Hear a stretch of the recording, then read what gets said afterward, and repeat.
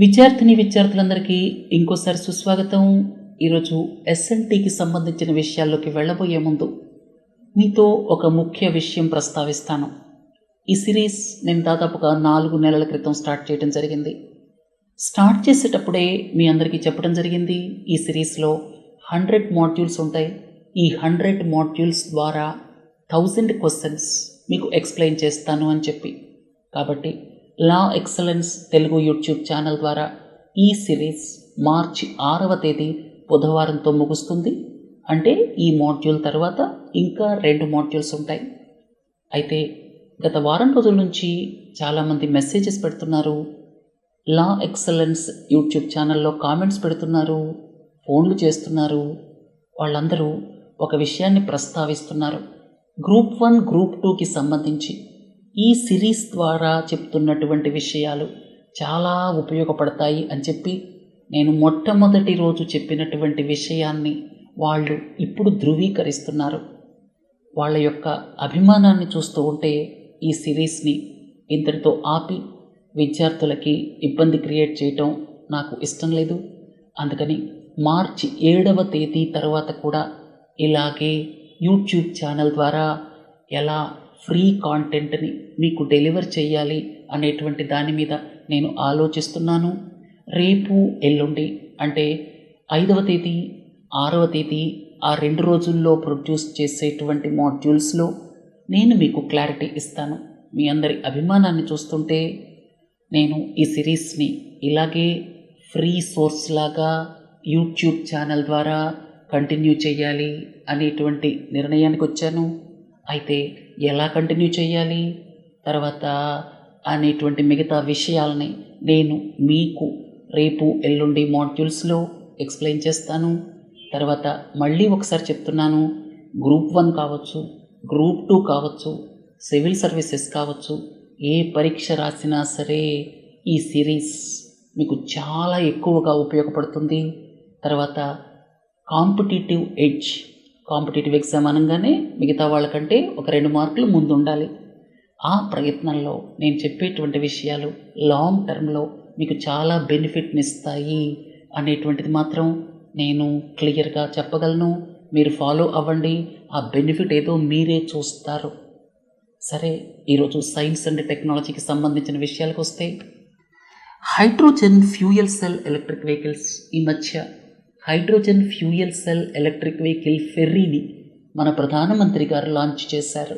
ఈ సందర్భంగా hydrogen fuel cell electric వెహికల్స్కి బ్యాటరీ ఆపరేటెడ్ ఎలక్ట్రిక్ వెహికల్స్కి మధ్య వ్యత్యాసం ఏమిటి, అలాగే ఈ ఫ్యూయల్ సెల్ ఎలక్ట్రిక్ వెహికల్స్కి సంబంధించి అడ్వాంటేజెస్ ఏమిటి, డిసడ్వాంటేజెస్ ఏమిటి, తర్వాత 4 ఆస్ట్రోనాట్స్ని ప్రధానమంత్రి గారు గగన్యాన్ మిషన్కి సంబంధించి అనౌన్స్ చేయడం జరిగింది.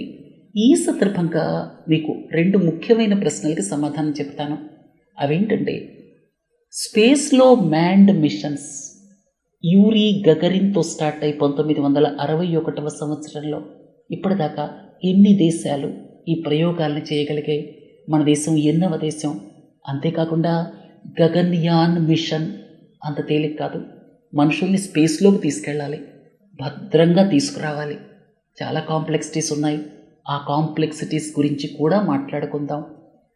ఆర్గానిక్ ప్రోడక్ట్స్, అగ్రికల్చరల్ ప్రోడక్ట్స్లో ఆర్గానిక్ ప్రోడక్ట్స్ గురించి ఈ మధ్య ఇంట్రెస్ట్ బాగా పెరుగుతోంది. ఆదాయాలు ఎక్కువగా వచ్చేటువంటి వ్యక్తులు ఎవరైతే ఉన్నారో వాళ్ళు ఆర్గానిక్ ప్రోడక్ట్స్ వైపు చూస్తున్నారు. నేను ఇక్కడ 2 ప్రశ్నలకు సమాధానం చెప్తాను. అసలు డొమెస్టిక్గా అమ్మేటువంటి ఆర్గానిక్ ప్రోడక్ట్స్ యొక్క సర్టిఫికేషన్ ఎలా ఉంటుంది, ఎవరు సర్టిఫై చేస్తారు, అలాగే ఎక్స్పోర్ట్స్కి సంబంధించి సర్టిఫికేషన్ ఎలా ఉంటుంది, రెండింటికి డిఫరెన్స్ ఉంది.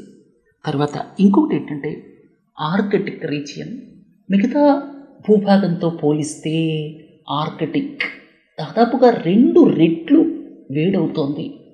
గ్లోబల్ వార్మింగ్ సందర్భంగా ఆర్కిటిక్ రీజియన్ ఇప్పటికే మిగతా భూమితో పోలిస్తే 2 నుంచి 3 రెట్ల దాకా వేడైపోయింది. దీని మూలంగా మన దేశానికి సంబంధించినటువంటి క్లైమాటిక్ చేంజెస్ ఎలా ఉంటాయి, ఇక్కడ వెస్ట్రన్ డిస్టర్బెన్సెస్ గురించి మీకు ప్రస్తావిస్తాను. తర్వాత సల్ఫర్ డైఆక్సైడ్ ఎమిషన్స్. ఎక్కడైనా సరే థర్మల్ పవర్ ప్లాంట్ ఉందనుకోండి, సల్ఫర్ డైఆక్సైడ్ ఎమిషన్స్ గురించి ఎందుకు మాట్లాడుకుంటారు? అదే అడ్వాన్స్డ్ కంట్రీస్లో sulphur dioxide emissions thermal power plant పక్కన ఎందుకు ఉండవు? మన దేశంలోనే ఈ సల్ఫర్ డైఆక్సైడ్ పొల్యూషన్ ఎందుకు ఉంటుంది? దీనికి సమాధానం చెప్తాను. అంతేకాకుండా చంద్రుడి దగ్గరికి వెళ్ళేటువంటి వాళ్ళు ఎవరైతే ఉన్నారో, అంటే చంద్రుడికి సంబంధించినటువంటి స్పేస్ క్రాఫ్ట్స్ని పంపించే దేశాలు ఏవైతే ఉన్నాయో అవన్నీ సౌత్ పోల్ గురించే ఎందుకు మాట్లాడుకుంటాయి, నార్త్ పోల్ గురించి ఎందుకు మాట్లాడుకోవు? వీటన్నిటికీ రాగల 20-25 నిమిషాల సేపు క్లియర్గా మీకు ఎక్స్ప్లెయిన్ చేస్తాను. సరే, hydrogen fuel cell electric vehicle, అలాగే బ్యాటరీ ఆపరేటెడ్ ఎలక్ట్రిక్ వెహికల్. మీరు ఒక ఎలక్ట్రిక్ స్కూటర్ కొనుక్కున్నారనుకోండి, అది బ్యాటరీ ఆపరేటెడ్ ఎలక్ట్రిక్ వెహికల్. ఒక బ్యాటరీ ఉంటుంది, మీరు 50-60 కిలోమీటర్లు తిరిగిన తర్వాత దాన్ని ఇంటికి తీసుకొచ్చి మళ్ళీ ఛార్జింగ్ పెట్టాలి. బ్యాటరీ ఛార్జ్ అయిన తర్వాత మీరు ఆ స్కూటర్ని తీసుకుని వెళ్ళచ్చు. సింపుల్ అనమాట. బ్యాటరీ కాస్టే అక్కడ చాలా ఎక్కువ ఉంటుంది. ఆ టోటల్ స్కూటర్ కాస్ట్లో దాదాపుగా 40-50% బ్యాటరీ కాస్టే ఉంటుంది. బ్యాటరీని దాని కెపాసిటీని బట్టి మీరు ఛార్జ్ చేస్తారు, ఛార్జ్ చేసి మళ్ళీ తీసుకెళ్తారు, డిశ్చార్జ్ అయిపోతుంది, మళ్ళీ ఛార్జింగ్ పెడతారు. అది బ్యాటరీ ఆపరేటెడ్ ఎలక్ట్రిక్ వెహికల్. ఇదేమిటి మరి hydrogen fuel cell electric vehicle అంటున్నారు?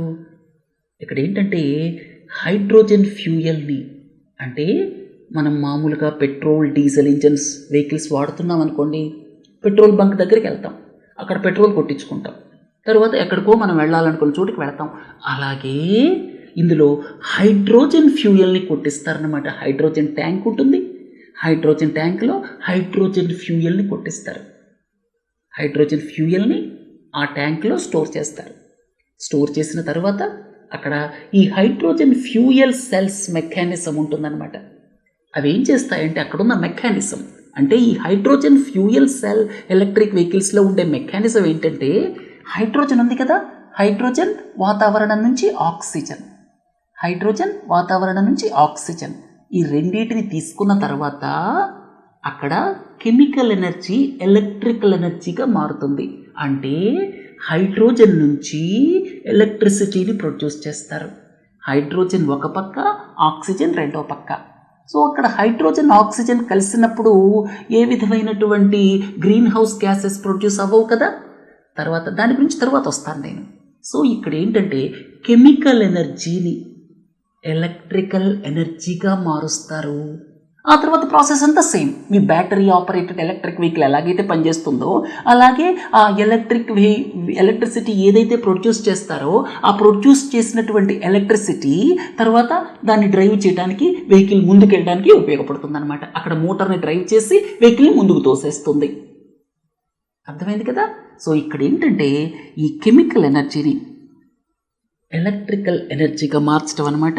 ఈ ఫ్యూయల్ సెల్స్ ఏం చేస్తాయంటే, ఈ కెమికల్ ఎనర్జీ అంటే హైడ్రోజన్ రూపంలో ఉండేటువంటి కెమికల్ ఎనర్జీని ఎలక్ట్రికల్ ఎనర్జీగా మారుస్తాయి. ఆ ఎలక్ట్రికల్ ఎనర్జీ ఏదైతే ఉందో అది మోటార్స్ని తిప్పుతుంది, తిప్పిన తర్వాత వెహికల్ ముందుకెళ్ళిపోతుంది. ఇది hydrogen fuel cell electric vehicle. ఇక్కడేమో కెమికల్ ఎనర్జీ నుంచి ఎలక్ట్రికల్ ఎనర్జీ ఏదైతే ఉందో అది ఉత్పత్తి అవుతుంది, తర్వాత అది ఆ మోటార్ని డ్రైవ్ చేయడానికి ఉపయోగపడుతుంది. అయితే మీరు బ్యాటరీ ఆపరేటెడ్ ఎలక్ట్రిక్ వెహికల్కి వెళ్ళారనుకోండి, ఆ బ్యాటరీలో ఎలక్ట్రిసిటీ స్టోర్ అయ్యి ఉంటుంది, తర్వాత అది డిశ్చార్జ్ అవుతూ ఆ వెహికల్ని డ్రైవ్ చేయడానికి ఉపయోగపడుతుంది అనమాట. అంటే కావలసిన ఎనర్జీని మనం అక్కడ బ్యాటరీ రూపంలో స్టోర్ చేస్తాం మన ఎలక్ట్రికల్ స్కూటర్స్లో. కానీ ఇక్కడేం చేస్తాము, హైడ్రోజన్ ట్యాంక్లో హైడ్రోజన్ నింపుకొని వస్తాం. అక్కడ ఉన్న మెకానిజం ఏమిటి, ఈ హైడ్రోజన్ వాతావరణంలో ఉన్న ఆక్సిజన్ అవి రెండు కలిసి అక్కడ ఎలక్ట్రిసిటీ జనరేట్ అవుతుంది. ఎలక్ట్రిసిటీ జనరేట్ అయినప్పుడు అక్కడ మోటార్ని తిప్పుతుంది, వెహికల్ ముందుకెళ్ళిపోతుంది. దీని గురించి మనం ఎందుకు మాట్లాడుకుంటున్నామంటే, మన ప్రధానమంత్రి గారు మన దేశానికి సంబంధించి మొట్టమొదటి indigenously developed hydrogen fuel cell ferry అంటే నీళ్లలో వెళుతూ ఉంటుంది. దీన్ని కొచ్చిన్ షిప్ యార్డ్ లిమిటెడ్ వాళ్ళు తయారు చేశారు. 18 కోట్ల దాకా అయినట్టుంది. దీన్ని వారణాసిలో లాంచ్ చేయబోతున్నారు. ఫెర్రీ సర్వీస్ లాగా inland water ways authority of India దీన్ని రన్ చేస్తుంది. సరే, అడ్వాంటేజెస్ ఏమిటి, డిసడ్వాంటేజెస్ ఏమిటి? వీటి గురించి కూడా తెలుసుకోవాలి కదా. అలాగే అసలు ఇలాంటి హైడ్రోజన్ ఫ్యూయల్ సెల్ వెహికల్స్ని తయారు చేయడం కోసం మన దేశానికి ఉన్న ప్రణాళిక ఏమిటి, అది కూడా ఇక్కడ మెన్షన్ చేశాను. Ministry of new and renewable energy ఇలాంటి ప్రాజెక్ట్స్ని అకాడమిక్ ఇన్స్టిట్యూషన్స్లో సపోర్ట్ చేస్తోంది. ఐఐఎస్సి బెంగళూరు, అలాగే ఐఐటీస్. ఇక అడ్వాంటేజెస్ ఏమిటి? మొట్టమొదటి అడ్వాంటేజ్ ఏంటంటే, ఒకవేళ మీరు ప్యూర్ హైడ్రోజన్ని వాడారనుకోండి, హైడ్రోజన్లో ఏ విధమైనటువంటి మిగతా కాంపోనెంట్స్ లేకుండా ప్యూర్ హైడ్రోజన్ని వాడారనుకోండి, అప్పుడు కేవలం హీట్, వాటర్, హైడ్రోజన్ అలాగే ఆక్సిజన్ కలిస్తే ఏమొస్తుంది? అక్కడ వచ్చేటువంటిది వాటరే కదా. సో అక్కడ వాటర్ అలాగే హీట్ రెండు ప్రొడ్యూస్ అవుతాయి. గ్రీన్ హౌస్ గ్యాసెస్ ఏమి ఉండవు అనమాట. కార్బన్ డైఆక్సైడ్ లాంటివి, మిథేన్ లాంటివి ఏమీ ఉండవు. అది మొదటి అడ్వాంటేజ్. రెండోది ఏంటంటే, ఒకవేళ మీరు గ్రీన్ హైడ్రోజన్ వాడారనుకోండి, గ్రీన్ హైడ్రోజన్ అంటే ఏమిటి? గ్రీన్ హైడ్రోజన్ని ఎలా తయారు చేస్తారు? గ్రీన్ హైడ్రోజన్ని మామూలుగా ఎలక్ట్రోలైజర్స్లో గ్రీన్ హైడ్రోజన్ తయారు చేయడానికి మనకి పవర్ అంటే రెన్యూబుల్ పవర్ని వాడతారు. సోలార్ కానీ విండ్ ద్వారా కానీ వచ్చినటువంటి పవర్ని వాడి ఎలక్ట్రోలైజర్లో, ఎందుకంటే ఎలక్ట్రోలైజర్స్ హైడ్రోజన్ని ఉత్పత్తి చేయడానికి చాలా పవర్ కావాలి, చాలా ఎక్కువ విద్యుత్ అవసరం అన్నమాట. ఏది? ఈ హైడ్రోజన్, గ్రీన్ హైడ్రోజన్ని తయారు చేయడానికి ఎలక్ట్రోలైజర్స్ ద్వారా. ఎలక్ట్రోలైజర్ అంటే ఏమిటి? అక్కడ నీళ్ళని తీసుకుని, నీళ్ళంటే ఏమిటి? H2O కదా. H2Oని H2 ఆక్సిజన్ సెపరేట్ చేసేస్తుంది, హైడ్రోజన్ని ఆక్సిజన్ని. దానికి చాలా ఎనర్జీ కావాలి. అర్థమైంది కదా. సో ఒకవేళ గ్రీన్ హైడ్రోజన్ని మనం వాడామనుకోండి, ప్రస్తుతం ప్రపంచంలో వాడుతున్నటువంటి హైడ్రోజన్ దాదాపు గ్రీన్ హైడ్రోజన్ కాదు. అంటే దాదాపు మొత్తం గ్రీన్ హైడ్రోజన్ కాదు, ఏదో 1%, 0.5% ఏదో వాడుతున్నారేమో, కానీ 90% పైగా న్యాచురల్ గ్యాస్ నుంచి ఉత్పత్తి చేస్తున్నారు హైడ్రోజన్ని. దాన్ని స్టీమ్ మిథేన్ రిఫార్మింగ్ ప్రాసెస్ అంటారు. దానికి నేను తర్వాత దాంట్లోకి వస్తాను. తర్వాత ఇంకోటి ఏంటంటే అడ్వాంటేజ్, ఇవి చాలా ఎనర్జీ ఎఫిషియెంట్ అన్నమాట. మీరు డీజిల్, పెట్రోల్ వాటిని ఉపయోగించి కంబస్టన్ ఇంజన్స్, ఇంటర్నల్ కంబస్టన్ ఇంజన్స్లో పెట్రోల్ని, డీజిల్ని బర్న్ చేసి తర్వాత వెహికల్స్ని డ్రైవ్ చేస్తారు కదా, అక్కడ ఉన్నటువంటి ఎఫిషియన్సీతో పోలిస్తే ఇక్కడ ఎనర్జీ ఎఫిషియన్సీ చాలా ఎక్కువ అన్నమాట. అది మూడవ అడ్వాంటేజ్. ఇక నాలుగోది ఏంటంటే, మీకు ఇక్కడ మామూలు బ్యాటరీ ఆపరేటెడ్ ఎలక్ట్రిక్ వెహికల్స్లో ఛార్జింగ్ పెట్టుకోవాలి కదా, ఒక 20 నిమిషాలు, అరగంట, ఆ పని లేదు. డైరెక్ట్గా పెట్రోల్, డీజిల్ కొట్టించుకున్నట్టుగా ఈ హైడ్రోజన్ గ్యాస్ని కొట్టించేసుకోవటమే. సో ఇది 4-5 అడ్వాంటేజెస్ చెప్పాను మీకు. డిసడ్వాంటేజెస్ కూడా ఉన్నాయి. ఎందుకంటే ఇవి ప్రజలకి అందుబాటులోకి రావడానికి ఇంకా చాలా టైం పడుతుంది. 10 ఏళ్ళు పడుతుందో, 20 ఏళ్ళు పడుతుందో. ఇక్కడ చూడండి, ఇవి చాలా ఖరీదైనవి అన్నమాట. తర్వాత రెండోది ఏంటంటే, ఈ ఫ్యూయల్ డిస్పెన్సింగ్ పంప్స్, అంటే ఈ హైడ్రోజన్ స్టేషన్ నుంచి ఇక్కడ హైడ్రోజన్ని నింపాలి కదా, ఆ నింపేటువంటి పంప్స్ కూడా చాలా ఎక్కువగా లేవు.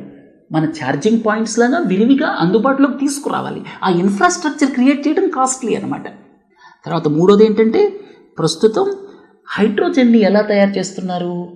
90% కంటే ఎక్కువ హైడ్రోజన్ ప్రస్తుతం ప్రొడ్యూస్ అవుతున్నటువంటిది స్టీమ్ మిథేన్ రిఫార్మింగ్, అంటే న్యాచురల్ గ్యాస్. న్యాచురల్ గ్యాస్ అంటే ఏంటి? 95% పైగా మిథేన్ ఉంటుంది. సో ప్రస్తుతం మిథేన్ నుంచి హైడ్రోజన్ని తయారు చేస్తున్నారు. ఈ ప్రాసెస్లో మరి కార్బన్ డైఆక్సైడ్ రిలీజ్ అవుతుంది కదా. ఇప్పుడు క్రూడ్ ఆయిల్, కోల్ వాటితో పోలిస్తే తక్కువ రిలీజ్ అయినప్పటికీ కూడా న్యాచురల్ గ్యాస్ నుంచి మనం హైడ్రోజన్ ప్రొడ్యూస్ చేస్తున్నాం కాబట్టి అక్కడ రిలీజ్ అవుతుంది కదా కార్బన్ డైఆక్సైడ్. సో అక్కడ ఉంది కదా డ్యామేజ్, కార్బన్ డైఆక్సైడ్ వాతావరణంలోకి వెళ్తుంది కదా. అది ఒక పాయింట్. ఇంకోటి ఏంటంటే సేఫ్టీ ఆస్పెక్ట్. అందుకే ఈ హైడ్రోజన్ ఫ్యూయల్ ట్యాంక్ని చాలా రొబస్ట్గా డిజైన్ చేయాలి. ఇక్కడ సేఫ్టీ, ఎందుకంటే పెట్రోల్తో పోలిస్తే హైడ్రోజన్ చాలా ఎక్స్ప్లోజివ్ నేచర్ అన్నమాట, బగ్గున మండిపోతుంది. ఈ 4-5 డిసడ్వాంటేజెస్ ఉన్నాయి. అడ్వాంటేజెస్ కూడా మీకు చెప్పాను. ఏదేమైనప్పటికీ కూడా హైడ్రోజన్ ఫ్యూయల్ సెల్ వెహికల్స్ అందుబాటులోకి రావడానికి ఇంకా చాలా సమయం పడుతుంది. తరువాతి ప్రశ్న, మన ప్రధానమంత్రి గారు ఈ గగన్యాన్ మిషన్కి సంబంధించి నలుగురు వ్యోమగాముల్ని డిక్లేర్ చేయడం జరిగింది. అంటే వాళ్ళని పేర్లు బయటికి వెల్లడించడం జరిగింది. వాళ్ళు దాదాపు 3-4 సంవత్సరాల నుంచి ట్రైనింగ్ పొందుతున్నారు. కొంతకాలం రష్యాలో ట్రైనింగ్ పొందారు, కొంతకాలం యూరోపియన్ కంట్రీస్కి వెళ్ళారు. వాళ్ళ నలుగురు ఎవరు అనేటువంటి విషయాన్ని ప్రధానమంత్రి గారు బయటికి వెల్లడించడం జరిగింది. ఈ సందర్భంగా కొన్ని ముఖ్యమైన విషయాలు మనం తెలుసుకోవాలి. అన్నిటికంటే ముఖ్యంగా అసలు ఈ గగన్యాన్ ప్రోగ్రాంలో ఉన్నటువంటి ఛాలెంజెస్ ఏమిటి? ఎవరు పడితే వాళ్ళు చేయలేరా? మన దేశం 4వ దేశం కాబోతోంది. ఇంతకుముందు ఓన్లీ యుఎస్ఎస్ఆర్ అంటే ప్రస్తుతం రష్యా. యుఎస్ఎస్ఆర్ బ్రేక్ అయిన తర్వాత 15 దేశాలు ఏర్పడ్డాయి. 1991, 92 ఆ ప్రాంతాల్లో. ఆ తర్వాత ప్రధానమైన దేశం రష్యా అనమాట. తర్వాత United states of America, China. మన దేశం ఇది సక్సెస్ అయితే 4వ దేశం కాబోతోంది. ఇందులో చాలా కాంప్లెక్సిటీస్ ఉన్నాయి కాబట్టే ఏ దేశం పడితే ఆ దేశం ఈ ప్రోగ్రామ్ని చేయలేదు. సరే, ఇంతకుముందు మీకు మ్యాన్డ్ మిషన్స్ గురించి చూస్తే మొట్టమొదటి వాళ్ళెవరు? Uri Gagarin. మీ అందరికీ తెలుసు. యుఎస్ఎస్ఆర్, అప్పటి యుఎస్ఎస్ఆర్ మీ అందరికీ చెప్పాను కదా, 1991, 92లో అది విచ్ఛిన్నం అయిపోయిందని చెప్పి. సో యూరీ గగరిన్ ఎవరైతే ఉన్నారో ఆయన సోవియట్ యూనియన్కి సంబంధించినటువంటి స్పేస్ షటిల్ ద్వారా ఏప్రిల్ 12, 1961 ఆయన ఫస్ట్ హ్యూమన్ అన్నమాట. తర్వాత యునైటెడ్ స్టేట్స్ ఆఫ్ అమెరికా 1961, 63 ఆ ప్రాంతాల్లో ప్రాజెక్ట్ మెర్క్యూరీని స్టార్ట్ చేసింది. తర్వాత మన దేశానికి సంబంధించినంత వరకు రాకేష్ శర్మ, ఈయన రష్యన్ సోయజ్లో 1984వ సంవత్సరంలో వెళ్ళారనమాట. తర్వాత చైనా వాళ్ళ ప్రోగ్రాం కూడా ఉంది, షెంజూ ప్రోగ్రాం. అది మ్యాన్డ్ మిషన్ 2003లో చేశారు. సో ఇట్లా 3 దేశాలు మాత్రమే చేయగలిగాయి. మన దేశం 4వ దేశం కాబోతోంది. 5-6 ఛాలెంజెస్ ఉన్నాయి. ఈ ఛాలెంజెస్ గురించి ఒక్క 2 నిమిషాలు చెప్తాను. మొదటిది ఏంటంటే, అక్కడ స్పేస్ క్రాఫ్ట్లో మన ఎర్త్ లైక్ కండిషన్స్ని క్రియేట్ చేయాలి. వాళ్ళకి మామూలుగా కొన్ని బాడీలో నుంచి వచ్చేటువంటి వేస్ట్ ప్రోడక్ట్స్ ఉంటాయి కదా, కార్బన్ డైఆక్సైడ్ లాంటివి. మరి అలాంటి వాటి డిస్పోజల్ ఎట్లా? సో అందుకని అక్కడ ఇన్సైడ్ లివింగ్ కండిషన్స్ని క్రియేట్ చేయడం చాలా కష్టం. దాన్ని ఏమంటారంటే environmental control and life support system అంటారు, ECLSS. ఇది చాలా పెద్ద ఛాలెంజ్. తర్వాత రెండోది ఏంటంటే ఆస్ట్రోనాట్స్ ట్రైనింగ్. ఎలా బిహేవ్ చేయాలి, ఎలా ఉండాలి. సో ఆస్ట్రోనాట్స్ ట్రైనింగ్ గత 3-4 సంవత్సరాల కాలంగా జరుగుతూ వస్తోంది. తర్వాత మూడోది ఏంటంటే ఎమర్జెన్సీ ఎస్కేప్ మెకానిజం ఉండాలి. వీళ్ళని లాంచ్ చేసేటువంటి రాకెట్ ఏదైతే ఉందో పొరపాటున అది లాంచ్ చేసే ముందు ఏదైనా ఇబ్బంది వచ్చిందనుకోండి, వీళ్ళకి ఎస్కేప్ మెకానిజం ఉండాలి. అర్థమైంది కదా, చాలా ఇంపార్టెంట్. తర్వాత నాలుగోది ఏంటంటే, ఇక్కడ పైకి వెళ్ళిన తర్వాత ఇప్పటిదాకా మనం ఏం చేసాం చెప్పండి? మనం ఇప్పటిదాకా ఒక ల్యాండర్ని పంపించాం, మూన్ మిషన్స్, అలాగే మనం మార్స్, మంగళయాన్, అలాగే మూన్ మిషన్స్, చంద్రయాన్ ఇలాంటివి పంపించాం. అక్కడ మనుషులు ఎవరు ఉండరు, వెనక్కి వచ్చేవాళ్ళు ఎవరు లేరు. కానీ ఇక్కడ మనుషుల్ని తీసుకెళ్ళడమే కాకుండా వెనక్కి సేఫ్గా భూమి మీదకి తీసుకురావాలి. దానికి మనం మళ్ళీ వెనక్కి ఎంటర్ అయ్యేటప్పుడు ఆ స్పీడ్ కానీ, యాంగిల్ కానీ, డైరెక్షన్ కానీ పర్ఫెక్ట్గా ఉండాలి.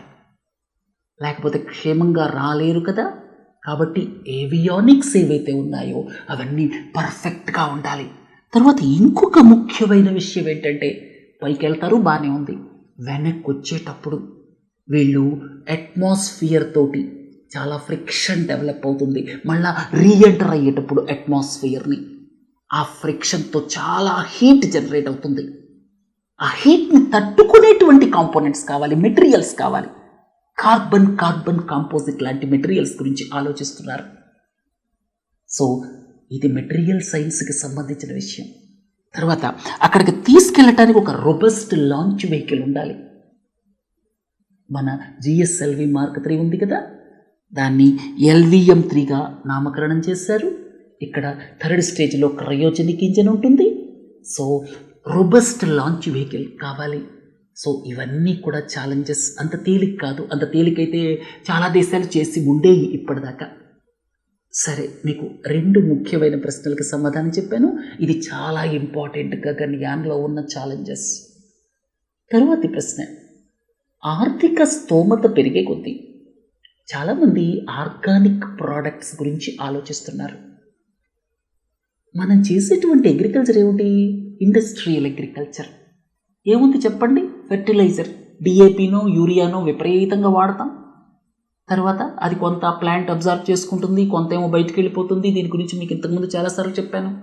అంతేకాకుండా పెస్టిసైడ్స్ విరివిగా వాడతాం. పెస్టిసైడ్ రెసిడ్యూ ఎంతో కొంత ఉంటుంది కదా, అది మనం తింటాం కదా. సో ఇట్లా హ్యూమన్ హెల్త్కి ఎఫెక్ట్ అవుతుంది. కొన్ని రకాల క్యాన్సర్స్ పెస్టిసైడ్స్ మూలంగా వస్తున్నాయి అన్నటువంటి ఆలోచనతోటి ఆర్థిక వనరులు పెరిగినప్పుడు చాలామంది మేము ఆర్గానిక్ ప్రోడక్ట్స్ కొనుక్కోవాలి అని చెప్పి ఆలోచిస్తున్నారు. ఇక మన దేశంలో ఆర్గానిక్ ప్రోడక్ట్స్కి సంబంధించి 2 విధానాలు ఉన్నాయి అన్నమాట సర్టిఫికేషన్కి సంబంధించి. అది ఒకటేమో ఇక్కడ డొమెస్టిక్ యూస్కి అని చెప్పుకోవచ్చు, ఒకటేమో ఎక్స్పోర్ట్స్ కోసం అని చెప్పుకోవచ్చు. సరే, ఎక్స్పోర్ట్స్కి ఉపయోగించేటువంటి సర్టిఫికేషన్ ఇక్కడ కూడా వాడచ్చు, తప్పేం లేదు. కానీ మన ఇక్కడ డొమెస్టిక్ సర్టిఫికేషన్ చేసినవి ఎక్స్పోర్ట్ చేయడానికి వీల్లేదు. ఈ విషయాన్ని గుర్తుపెట్టుకోండి. సరే, మొత్తం ప్రపంచవ్యాప్తంగా 75 మిలియన్ హెక్టేర్స్ ఆర్గానిక్ ఫార్మింగ్ కింద ఉంటే ఆస్ట్రేలియాలోనే దాదాపు సగం ఉంది. సో ఆస్ట్రేలియా అనేది నెంబర్ 1 అని గుర్తుపెట్టుకోండి. తర్వాత ఫార్మర్స్ విషయానికి వస్తే మన దేశంలో చిన్న చిన్న హోల్డింగ్స్ కదా, 1 ఎకరం 2 ఎకరాలు 3 ఎకరాలు ఉంటుంది కదా. అందుకని ఫార్మర్స్ హోల్డింగ్స్కి వస్తే మన దేశం నెంబర్ 1 స్థానంలో ఉంది, 16 లక్షల ఫార్మర్స్. తర్వాత ఇంకోటి ఏంటంటే ఇక్కడ మనకి national centre for organic and natural farming, ఇది ఘజియాబాద్లో ఉంది. మినిస్ట్రీ ఆఫ్ అగ్రికల్చర్ కింద ఘజియాబాద్లో national centre for organic and natural farming ఉంది.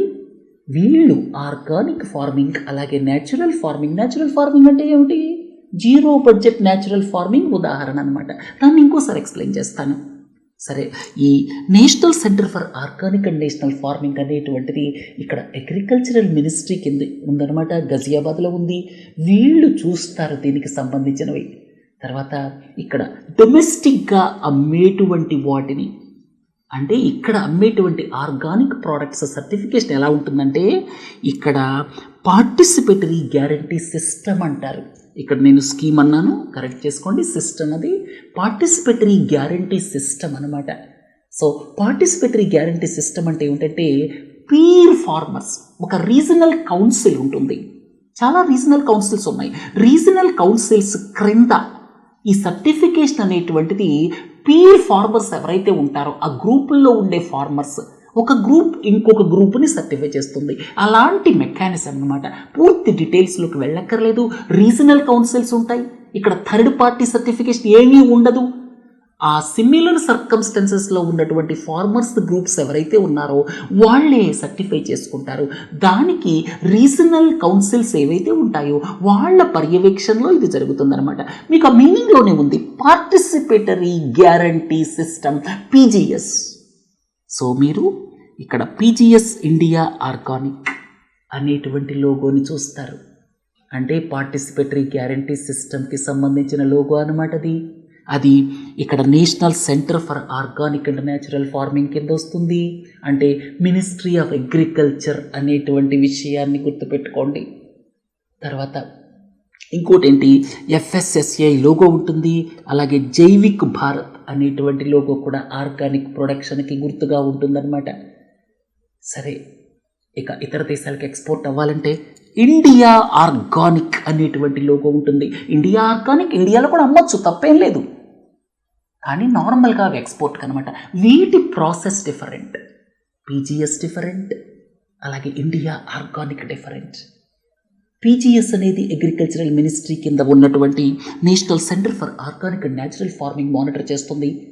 తర్వాత ఇక్కడ కొంచెం ఈజీ అనమాట ఈ సర్టిఫికేషన్ రావటం, రీజనల్ కౌన్సిల్స్ ఆధ్వర్యంలో జరుగుతుంది. తర్వాత ఎక్స్పోర్ట్ ప్రోడక్ట్స్ ఏవైతే ఉన్నాయో అవి థర్డ్ పార్టీ సర్టిఫికేషన్ జరుగుతుందన్నమాట.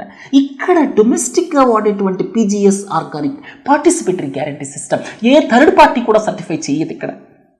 కానీ ఎక్స్పోర్ట్ చేసేటువంటి ప్రోడక్ట్స్ని థర్డ్ పార్టీ సర్టిఫికేషన్ జరుగుతుంది.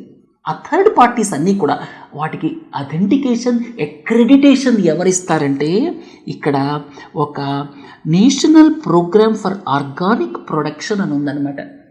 National program for organic production చాలా ఇంపార్టెంట్. రెండింటి మధ్య డిఫరెన్సెస్ చెప్తున్నాను. డొమెస్టిక్గా అమ్మేటువంటి వాటికి లేకపోతే పీజీఎస్ ఆర్గానిక్ సర్టిఫికేషన్కి సంబంధించి ఇవన్నీ కూడా పార్టిసిపేటరీ గ్యారంటీ సిస్టమ్ కింద వస్తాయి, అగ్రికల్చర్ మినిస్ట్రీ కింద వస్తాయి. అలాగే national centre for organic and natural farming గజియాబాద్లో ఉంది, అది మానిటర్ చేస్తుంది. ఇక్కడ వచ్చేటువంటి పీజీఎస్ ఇండియా లోగో అంటే పీజీఎస్ ఇండియా సర్టిఫికేషన్ ఏదైతే ఉందో అది చాలా సింపుల్ ప్రాసెస్ అన్నమాట.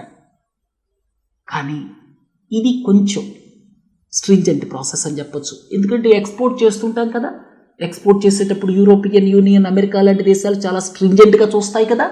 అందుకని ఈ ప్రాసెస్ అంతా కామర్స్ మినిస్ట్రీ పరిధిలోకి తెచ్చారు. ఎక్స్పోర్ట్ కదా, అందుకని కామర్స్ మినిస్ట్రీ కిందే మీ అందరికీ తెలుసు, కామర్స్ మినిస్ట్రీ కింద ఉన్నటువంటిది ఎపేడా అన్నమాట. ఎపేడా అనేటువంటి ఆర్గనైజేషన్ ఒకటి ఉంటుంది. ఫుల్ ఫామ్ చూడండి. ఎపేడా అనేటువంటి ఆర్గనైజేషన్ ఇది అగ్రికల్చరల్ ప్రోడక్ట్స్ యొక్క ఎక్స్పోర్ట్స్ గురించి చూస్తుంది. అది అగ్రికల్చర్ మినిస్ట్రీ కింద లేదు, కామర్స్ మినిస్ట్రీ కింద ఉంటుంది. ఈ ఎపేడా ఏదైతే ఉందో ఇక్కడ నేషనల్ అక్రెడిటేషన్ బాడీ ఏదైతే ఉందో దాని సెక్రటేరియట్ ఎపేడా కింద ఉంటుందన్నమాట. ఈ national program for organic production లేకపోతే ఎన్పిఓపి ఏదైతే ఉందో వీళ్ళు స్టాండర్డ్స్ని ప్రిస్క్రైబ్ చేస్తారు. అర్థమైంది కదా, స్టాండర్డ్స్ని ప్రిస్క్రైబ్ చేసేది national program for organic production. వీళ్ళు ఈ ఆర్గానిక్ కాంపోనెంట్స్ యొక్క స్టాండర్డ్స్ని ప్రిస్క్రైబ్ చేస్తారు. థర్డ్ పార్టీ సర్టిఫికేషన్ ఉంటుంది. థర్డ్ పార్టీ సర్టిఫికేషన్ అంటే ఆ థర్డ్ పార్టీస్ ఏమేమిటి అని చెప్పటం కోసం నేషనల్ అక్రెడిటేషన్ బాడీ ఉంటుంది. నేషనల్ అక్రెడిటేషన్ బాడీ యొక్క సెక్రటేరియట్ ఈ యొక్క ఎపెడాతో ఉంటుంది. ఎపెడా అనేది కామర్స్ మినిస్ట్రీ కింద ఉన్నటువంటి ఆర్గనైజేషన్ అన్నమాట. ఇక్కడ థర్డ్ పార్టీ సర్టిఫై చేస్తుంది. ఆ థర్డ్ పార్టీ ఎవరు? ఏదైతే ఇక్కడ ఎపెడాతో ఉన్నటువంటి ఈ నేషనల్ అక్రెడిటేషన్ బాడీ ఏదైతే ఉందో వాళ్ళు ఆ థర్డ్ పార్టీస్కి లైసెన్సెస్ ఇస్తారు. ఆ థర్డ్ పార్టీస్కి లైసెన్సెస్ ఇస్తారు. ఎవరికైతే లైసెన్స్ ఇస్తారో వాళ్ళు అప్రూవ్ చేస్తారనమాట. అర్థమైంది కదా. తర్వాత FSSAI మీకు ఇంతకుముందే చెప్పాను. FSSAI అలాగే ఈ జైవిక్ భారత్ లోగో అంటే FSSAIకి సంబంధించినటువంటి ఆర్గానిక్ లోగో ఏంటంటే జైవిక్ భారత్ అన్నమాట. FSSAI రిజిస్ట్రేషన్ నంబర్ ఉంటుంది, అలాగే FSSAI లోగో ఉంటుంది, అలాగే జైవిక్ భారత్ లోగో అనేది ఆర్గానిక్ ప్రోడక్ట్స్ కోసం FSSAI ఇచ్చినటువంటి లోగో అన్నమాట. సరే, ఒక విధంగా చెప్పుకోవాలంటే డొమెస్టికల్గా వాడేటువంటి వాటి మీద mostly PGS India organic logo ఉంటుంది. తర్వాత జైవిక్ భారత్ లోగో ఉంటుంది. జైవిక్ భారత్ అనేటువంటిది FSSAI ఇచ్చినటువంటి ఆర్గానిక్ ప్రోడక్ట్స్కి సంబంధించిన లోగో అన్నమాట. అలాగే FSSAI లోగో కూడా ఉంటుంది. ఇక ఎక్స్పోర్ట్ ప్రోడక్ట్స్కి తప్పనిసరిగా ఇండియా ఆర్గానిక్ లోగో ఉండాలి. అలాగే FSSAI అలాగే జైవిక్ భారత్. సో ఇక్కడ పార్టిసిపేటరీ గ్యారంటీ సిస్టమ్కి అలాగే ఈ ఇండియా ఆర్గానిక్కి డిఫరెన్స్ క్లియర్గా చెప్పాను. Participatory guarantee system agriculture ministry కింద ఉంటుంది. దానికి సంబంధించి national centre for organic and natural farming ఉంటుంది. ఇక ఇండియా ఆర్గానిక్కి సంబంధించి ఇక్కడ ఎపెడా పిక్చర్లోకి వస్తుంది. ఎందుకంటే ఈ నేషనల్ అక్రెడిటేషన్ బాడీ యొక్క సెక్రటేరియట్ ఎపెడాతో ఉంది. అంటే ఇక్కడ చూసేదంతా కూడా మినిస్ట్రీ ఆఫ్ కామర్స్ అన్నమాట. అది మేజర్ డిఫరెన్స్. తర్వాతి ప్రశ్న, ఆర్కిటిక్ వార్మింగ్ మన భారతదేశ క్లైమేట్ మీద ఎలా ఉంటుంది? ఇంతకుముందే చెప్పాను, ఆర్కిటిక్ రీజియన్ 2 రెట్లు ఎక్కువ వేడి అవుతోంది గ్లోబల్ వార్మింగ్ మూలంగా. దాని మూలంగా ఏమవుతుందంటే జెట్ స్ట్రీమ్ అనేటువంటిది, జెట్ స్ట్రీమ్ అంటే ఏమిటంటే అది ఒక బౌండరీలా ఉంటుంది. ఆ పైనేమో ఈ హై ప్రెషర్ కోల్డ్ ఎయిర్, ఆ కిందేమో ఈ యొక్క హాట్ ఎయిర్ అన్నమాట. మీరు ఇక్కడ చూస్తే అది ఒక ఫెన్స్ లాగా ఉపయోగపడుతుంది. అంటే జెట్ స్ట్రీమ్ అనేటువంటిది మీరు ఒకసారి మ్యాప్స్లో చూడండి. ఆర్కిటిక్ రీజియన్లో జెట్ స్ట్రీమ్ అని ఉంటుంది. ఆ జెట్ స్ట్రీమ్ పైన కోల్డ్ ఎయిర్ ఉంటుంది. ఆ జెట్ స్ట్రీమ్ కింద వామ్ ఎయిర్ ఉంటుంది. ఈ వామ్ ఎయిర్ కోల్డ్ ఎయిర్ కలవకుండా ఆ జెట్ స్ట్రీమ్ అనేటువంటిది ఒక బౌండరీ లేక ఫెన్స్ లాగా ఉపయోగపడుతుంది. అయితే ఈ ఆర్కిటిక్ రీజియన్ బాగా వేడి అవ్వటం వల్ల ఏమవుతుందంటే ఆ జెట్ స్ట్రీమ్ అనేటువంటిది నార్త్ సౌత్కి ఇలా స్వింగ్ అవుతుంది, పైనుంచి కిందకి, కింద నుంచి పైకి. అంటే అక్కడ కోల్డ్ ఎయిర్ వచ్చి కింద కలుస్తుంది, కింద ఉన్నటువంటి వామ్ ఎయిర్ పైకి వెళ్ళిపోతుంది. దీంతో వెస్ట్రన్ డిస్టర్బెన్సెస్ అఫెక్ట్ అవుతున్నాయి. వెస్ట్రన్ డిస్టర్బెన్సెస్ అంటే మెడిటరేనియన్లో మొదలయ్యేటువంటి గాలులు అనమాట. మెడిటరేనియన్లో మొదలయ్యేటువంటి ఈ ఎక్స్ట్రా ట్రాపికల్ స్టార్మ్స్ అనమాట. వాటి మూలంగా మనకి వింటర్ మంత్స్లో నార్థర్న్ రీజియన్, నార్త్ వెస్ట్రన్ రీజియన్లో వర్షం పడటం జరుగుతుంది. ఆ వర్షం కావచ్చు, దాని మూలంగా వచ్చే స్నో కావచ్చు, మన గోధుమ పంటకి చాలా ఇంపార్టెంట్. మన గోధుమ పంట దిగుబడి సరిగా రావాలంటే ఈ వెస్ట్రన్ డిస్టర్బెన్సెస్ ప్రాపర్గా ఉండాలి. వెస్ట్రన్ డిస్టర్బెన్సెస్ ద్వారా వచ్చేటువంటి వర్షాలు నార్త్ వెస్ట్రన్ పార్ట్లో ప్రాపర్గా ఉండాలి. వింటర్ రెయిన్ఫాల్ అంటాం. ఆ మధ్య వెస్ట్రన్ డిస్టర్బెన్సెస్ ఎఫెక్ట్ అవ్వటం వల్ల 2 సంవత్సరాల క్రితం మనం చూసాం ఈ నార్దర్న్ రీజియన్లో వర్షం పడకపోవటం. అంటే వింటర్ మంత్స్లో దాని మూలంగా ఎక్కువ వేడిగా ఉండటం ఫిబ్రవరి నెలలో, దాంతో ఈ గోధుమల యొక్క దిగుబడి తగ్గిపోవటం, ఇదంతా చూసాం. ఇక్కడ మీకు జెట్ స్ట్రీమ్ అంటే ఏమిటి, వెస్ట్రన్ డిస్టర్బెన్సెస్ అంటే ఏమిటి అనేటువంటి విషయాలు చెప్పాను. ఇక ఇంతకుముందు లెక్చర్స్లో మీకు చెప్పాను, మీరు కోల్ని బర్న్ చేస్తే, బొగ్గుని మండిస్తే ప్రధానంగా 2 సమస్యల్ని ఎదుర్కొంటాం. ఒకటేంటంటే సల్ఫర్ డయాక్సైడ్, అందులో సల్ఫర్ కాంటెంట్ ఉంటుంది. సల్ఫర్ డయాక్సైడ్ రిలీజ్ అవుతుంది. ఈ సల్ఫర్ డయాక్సైడ్ వల్ల చాలా ప్రాబ్లమ్స్ వస్తాయి. మీరు ఈ సల్ఫర్ డయాక్సైడ్ వేరియస్ కాంపోనెంట్స్ని కరోడ్ చేస్తుంది, లంగ్స్ని కూడా డ్యామేజ్ చేయొచ్చు, మనుషులకి రకరకాల జబ్బులు వస్తాయి. అందుకని ఈ సల్ఫర్ డయాక్సైడ్ అనేటువంటిది వాతావరణంలో ఎక్కువ ఉండకుండా చూడాలి. మీ అందరికీ తెలుసు సల్ఫర్ డయాక్సైడ్ మూలంగా, అలాగే నైట్రోజన్ ఆక్సైడ్స్ మూలంగా యాసిడ్ రెయిన్ పడుతుందని చెప్పి. మీకు ఈ థర్మల్ పవర్ ప్లాంట్స్ దగ్గరలో సల్ఫర్ డయాక్సైడ్ ఒక పెద్ద ప్రమాదకారి. అలాగే మెర్క్యూరీ కూడా చాలా తక్కువ రిలీజ్ అవ్వచ్చు, కానీ ప్రముఖంగా మెర్క్యూరీ రిలీజ్ అయ్యేది కోల్ని బర్న్ చేయటం మూలంగా. ఇక నైట్రోజన్ ఆక్సైడ్స్ అంటారా, మీరు క్రూడ్ ఆయిల్ని బర్న్ చేసినా వస్తాయి, కోల్ని బర్న్ చేసినా వస్తాయి. ఇక్కడ ప్రముఖంగా రెండింటిని మనం కంట్రోల్ చేయాలి. సల్ఫర్ డయాక్సైడ్ చాలా ముఖ్యమైనది. రెండోది మెర్క్యూరీ ఎమిషన్స్ని కూడా కంట్రోల్ చేయాలి. ఇక నైట్రోజన్ ఆక్సైడ్ లాంటి ఎమిషన్స్ని కూడా కంట్రోల్ చేయాలి. సరే, వాటిల్లోకి నేను వెళ్ళటం లేదు. ఈ సల్ఫర్ డయాక్సైడ్ ఏదైతే ఉందో దాని మూలంగా హ్యూమన్ హెల్త్ బాగా ఎఫెక్ట్ అవుతుంది. తర్వాత ఇతర దేశాల థర్మల్ పవర్ ప్లాంట్స్తో పోలిస్తే మన దేశంలో థర్మల్ పవర్ ప్లాంట్స్ దగ్గర ఈ సల్ఫర్ డయాక్సైడ్ పొల్యూషన్ ఎక్కువ. ఎందుకంటే వీటికి flue gas desulphurisation plants units పెట్టాలి. Flue gas desulphurisation units. కానీ ఈ ఫ్లూ గ్యాస్ డీసల్ఫరైజేషన్ యూనిట్స్ ఏవైతే ఉన్నాయో అవి చాలా థర్మల్ పవర్ ప్లాంట్స్కి లేవన్నమాట. ఒక్కొక్క మెగావాట్కి 50 నుంచి 60 లక్షలు ఖర్చు అవుతుంది. థర్మల్ పవర్ ప్లాంట్స్కి చాలా టార్గెట్స్ ఇచ్చారు ఈ ఫ్లూ గ్యాస్ డీసల్ఫరైజేషన్ ప్లాంట్స్ పెట్టమని. వాళ్ళు పెట్టడం లేదు, చాలా డిలే చేస్తున్నారు. ఈ కారణంగానే ఇతర దేశాల థర్మల్ పవర్ ప్లాంట్స్తో పోలిస్తే మన దేశంలో థర్మల్ పవర్ ప్లాంట్స్కి దగ్గరలో మనం ఎక్కువ సల్ఫర్ డయాక్సైడ్ పొల్యూషన్ని చూస్తున్నాం. ఇక చివరి ప్రశ్న, ప్రతి ఒక్కళ్ళు చంద్రమండలం మీద సౌత్ పోల్ గురించే ఎందుకు మాట్లాడుతున్నారు? దీనికి 2-3 కారణాలు ఉన్నాయి. ఒకటేంటంటే అక్కడ ఉన్నటువంటి క్రేటర్స్ అంటే పెద్ద పెద్ద లోయలు అనుకోండి. ఆ క్రేటర్స్లో సన్లైట్ చాలా సంవత్సరాలుగా, బిలియన్స్ ఆఫ్ ఇయర్స్గా పడలేదు. అందుకని అక్కడ మనకి సోలార్ సిస్టమ్ ఆరిజిన్కి, అంటే అన్డిస్టర్బ్డ్ అనమాట, సోలార్ సిస్టమ్ ఆరిజిన్కి సంబంధించినటువంటి ఇన్ఫర్మేషన్ ఏదైనా ఉంటే అది మనకి తెలుస్తుంది. అర్థమైంది కదా, అన్డిస్టర్బ్డ్. రెండోది ఏంటంటే అక్కడ ఉన్నటువంటి ఈ పర్మనెంట్లీ షాడోడ్ క్రేటర్స్ ఏవైతే ఉన్నాయో, లోయలు ఏవైతే ఉన్నాయో అక్కడ చాలా నీళ్లు ఉన్నాయని ఎక్స్పెక్ట్ చేస్తున్నారు. అర్థమైంది కదా. ఇక మూడోది ఏంటంటే అక్కడ hydrogen, methane, sodium, mercury, silver ఇవి అక్కడ నుంచి స్పేస్ ఎక్స్పెడిషన్స్ లాంచ్ చేయడానికి ఉపయోగపడతాయి. అంతేకాకుండా మనం ఈ రిసోర్సెస్ని తీసుకోవచ్చు కూడా. అందుకే ఆర్టెమిస్ అకార్డ్స్ని లాంచ్ చేసింది యునైటెడ్ స్టేట్స్ ఆఫ్ అమెరికా. మన దేశం కూడా అందులో చేరింది. తర్వాత ఈ పొజిషనల్ అడ్వాంటేజెస్ రాబోయే కాలంలో స్పేస్ ఎక్స్ప్లోరేషన్ కోసం అక్కడి నుంచి లాంచ్ చేయాలి అన్నటువంటి ఉద్దేశంతో ఇక్కడ సౌత్ పోల్ అనుకూలంగా ఉంటుంది అన్ని రకాలుగా అని చెప్పి ఈ విధమైనటువంటి సౌత్ పోల్ మీద ఎక్కువ ఫోకస్ పెట్టడం జరుగుతోంది. సరే, ఈరోజు సైన్స్ అండ్ టెక్నాలజీ మాడ్యూల్ని ఇంతటితో ముగిద్దాం. రేపు ఎకాలజీ అండ్ ఎన్విరాన్మెంట్ మాడ్యూల్తో కలుద్దాం. నమస్తే.